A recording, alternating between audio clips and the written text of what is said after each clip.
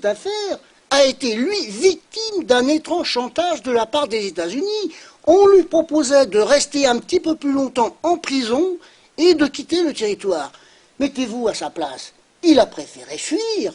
Donc de tout cela, moi je conclus à un acharnement kafkaïen, et je ne saurais trop que dire, il ne faut pas juger Polanski à l'emporte-pièce. Encore une fois, l'expression, la démonstration qu'on est face à un lynchage particulièrement odieux.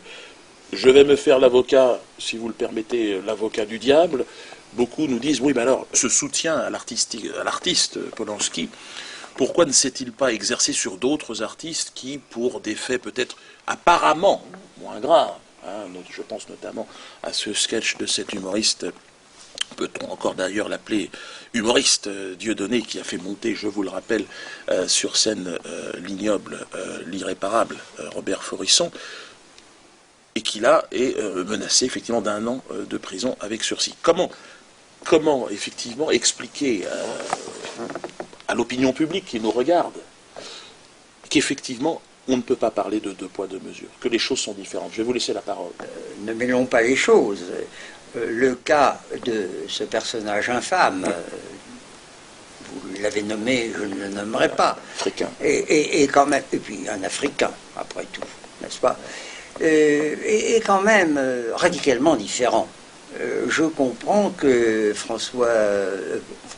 Frédéric Mitterrand ne soit pas intervenu en qualité de ministre de la Culture, parce que là, le crime quand même de ce personnage est épouvantable, n'est-ce pas? Oui, mais encore une fois, mais il n'a blessé personne. Physiquement, il n'y a eu que des mots échangés, même pas là en l'occurrence. Non, excuse-moi, vous me décevez. Non, mais j'essaye d'alimenter un peu le débat. Excusez-moi, je voudrais pas. Non, parce que, écoutez, ce qu'il fait est beaucoup plus grave, n'est-ce pas? Tuer l'esprit, tuer l'âme, tuer un peuple, tuer sa mémoire, c'est quand même beaucoup plus grave que d'avoir, comme ça, sodomisé une allumeuse, après tout. Quand même, la différence est là. C'est un viol des consciences. C'est un viol des consciences. Et par conséquent, il est tout à fait normal que le tribunal s'apprête à le condamner. Il est tout à fait normal que la procureuse ait dénoncé vigoureusement ce personnage. C'est là où tout n'est pas perdu. Tout n'est pas perdu. Tout n'est pas perdu, oui, parce que je crains que vous ne sombriez dans le pessimisme, n'est-ce pas? Je suis d'accord avec Finkielkraut, qui, très agité, trop agité, nous a dit que la France le bouleversait, que c'était la fin de tout. Oui. Il ne faut pas exagérer. Nous avons encore la main. Oui. On revoit tout de suite l'extrait de M. Finkielkraut, effectivement, qui est assez éloquent et qui, je crois, pose les bases de la situation dans laquelle nous nous trouvons aujourd'hui. Depuis le déclenchement de cette affaire infernale, je vis dans l'épouvante.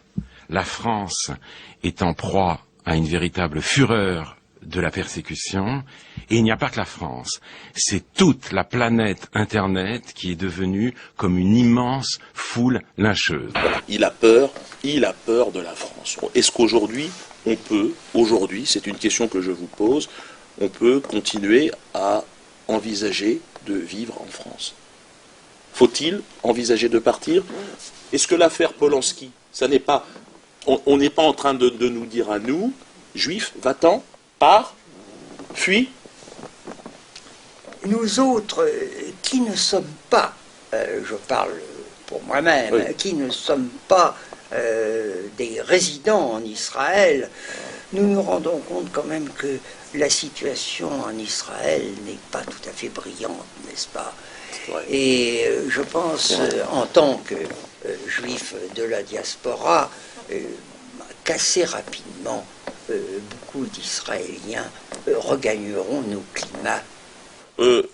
Quelques mots sur l'attitude et le comportement de Bernard-Henri Lévy aussi, qui a été très digne, hein, on l'a vu. On va repasser quelques images pour que vous remémoriez chacun cette haute teneur.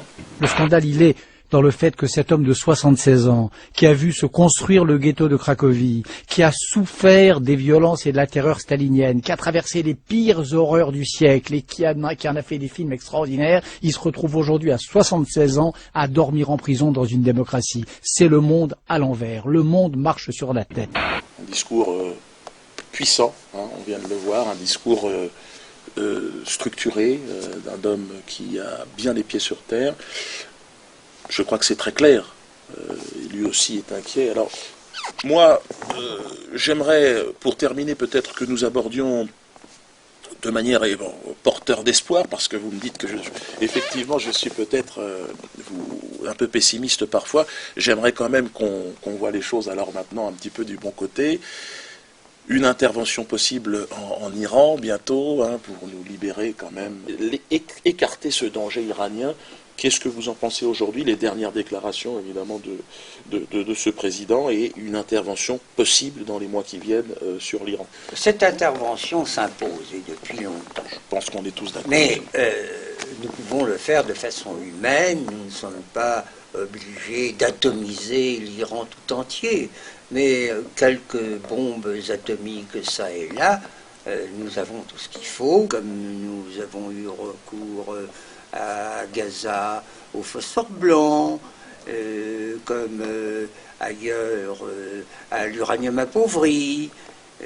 Rappelez-vous quand même l'attitude héroïque des États-Unis et de Bush en particulier, qui se sont lancés contre, n'est-ce pas, ces nids d'antisémites et qui ont essayé d'y mettre bon ordre, mais comme par hasard, les antisémites sont là, qui font barrage, ils ne sont pas contents, ils parlent d'abandonner l'Irak, ils parlent d'abandonner l'Afghanistan, alors on éteindrait comme ça toutes les guerres. Ça ne va plus, n'est-ce pas, ça ne va plus, soyons raisonnables. Non, je pense que là, nous sommes motivés et je crois que Israël, en tout cas, par notre voix aujourd'hui, s'exprime et il faudra compter avec Israël dans les années qui viennent et dans les siècles qui vont arriver. La colonisation palestinienne a existé à un moment donné, hein, mais Israël a toujours été un État juif et Israël restera. Alors, chers amis, merci. On se retrouve dans quelques semaines sur d'autres sujets, en espérant évidemment pour Roman Polanski une libération prochaine. Aujourd'hui, une cotisation va être mise en place pour le faire libérer et pour le faire, et pourquoi pas extrader, pour qu'il soit au moins protégé en Israël. Jamais nous ne te laisserons tomber, Roman, jamais. De Cracovie à Hollywood, nous serons là.